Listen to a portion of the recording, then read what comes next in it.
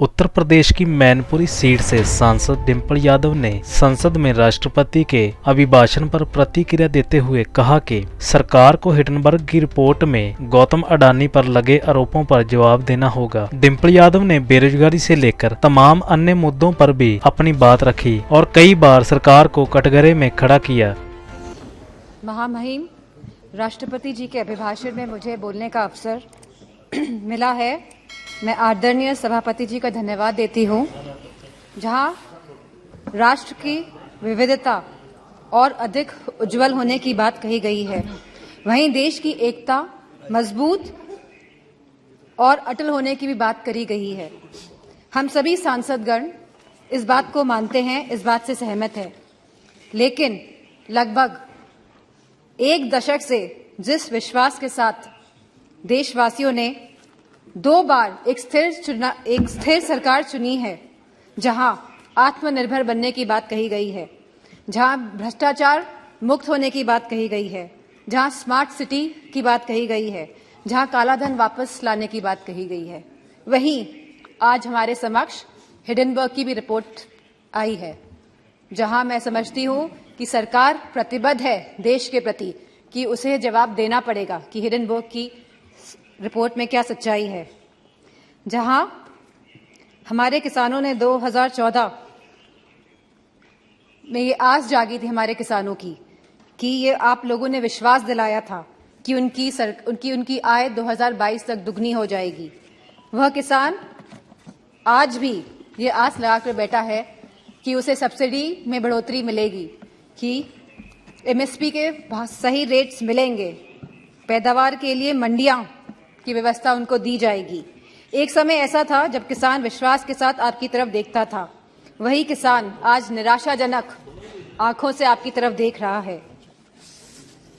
जहां युवा शक्ति की बात हुई, युवाओं में भी बहुत जोश उत्साह था 2014 में कि लगभग 2 करोड़ नौकरियां दी जाएंगी प्रति माह। लेकिन आज उस जोश और उत्साह का पतन होते जा रहा है। आज जहां अग्निवीर जैसी योजना लेके आई है सरकार, तो उनका आत्मविश्वास तोड़ने का काम किया है सरकार ने। यह कैसा अमृतकाल है जहां युवाओं के पास नौकरियां नहीं हैं, जहां किसानों के पास खुशहाली नहीं है और जहां महिलाएं अपने आप को सुरक्षित नहीं मान रही हैं। एनसीआरबी के आंकड़े अगर आप देखेंगे तो यह पाएंगे कि लगातार यौन उत्पीड़न और शोषण के मामले बढ़ रहे हैं और खास तौर पे उत्तर प्रदेश में लगातार ये मामलों में बढ़ोतरी हो रही है।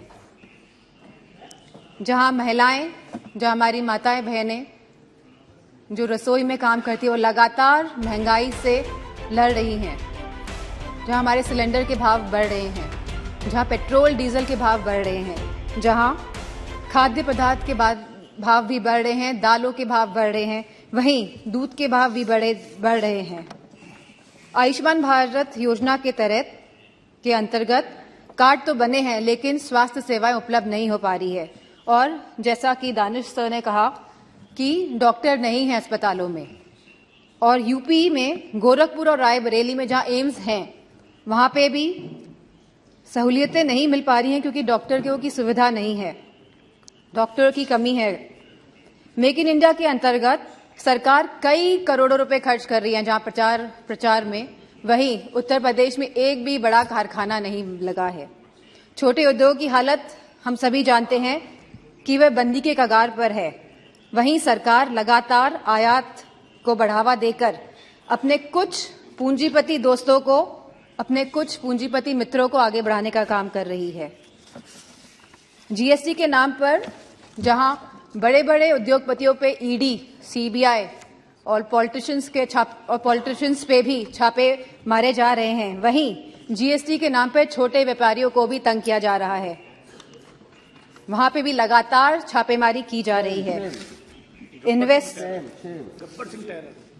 इन्वेस्टमेंट और इनोवेशन के नाम पर जहां पे लगातार एमओयू साइन हुए जा रहे हैं, करोड़ों रुपए के एमओयू साइन हो रहे हैं स्पीकर सर, लेकिन एक भी इन्वेस्टमेंट धरातल पे नहीं उतर रहा है।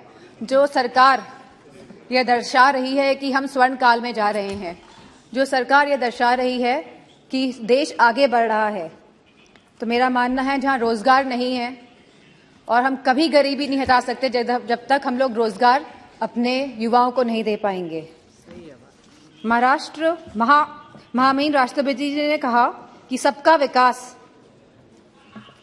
और सबका साथ की बात भी करी है, लेकिन उत्तर प्रदेश में नियुक्तियों में सबसे ज्यादा भेदभाव भाजपा की सरकार में हुआ है। यदि कुलपतियों और प्रोफेसरों की नियुक्ति को देखा जाएगा तो सभी वर्गों को सम्मान नहीं मिला है। जहां राष्ट्रपति जी ने अनुसूचित जाति, जनजाति, पिछड़ा वर्ग, अति पिछड़ा वर्ग की भी बात करी है, लेकिन जातिगत जनगणना की बात नहीं हुई है।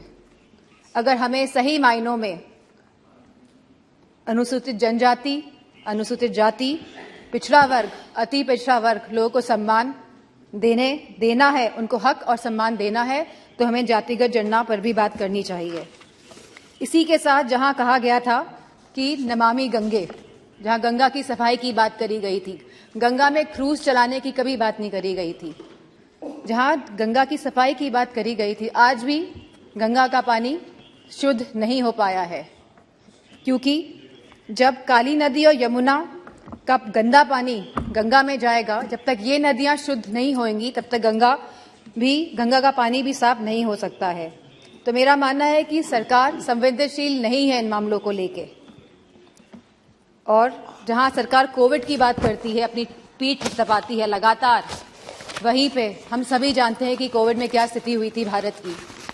जहां सरकार ने एक तरफ कलकत्ता के चुनाव कराए थे, वहीं उत्तर प्रदेश में भी देखा गया था कि सरकार परिजनों को जलाने के लिए लकड़ी तक उपलब्ध नहीं करा पाई थी। तो मेरा मानना है कि जो आप स्वर्ण भारत की बात कर रहे हैं और आने वाले 25 सालों की बात कर रहे हैं, आप बीते हुए एक दशक की बात नहीं कर रहे हैं, जहां आप लगभग 10 साल का आप अपना टेन्योर, अपना काल खत्म करने जा रहे हैं। लेकिन आप जो आगे की बात कर रहे हैं और 2014 की पहले की बात कर रहे हैं, लेकिन आप अपने दशक की बात नहीं कर रहे हैं। तो इन्हीं शब्दों के साथ मैं अपनी बात को खत्म करना चाहूंगी और आदरणीय स्पीकर साहब को धन्यवाद देना चाहूंगी।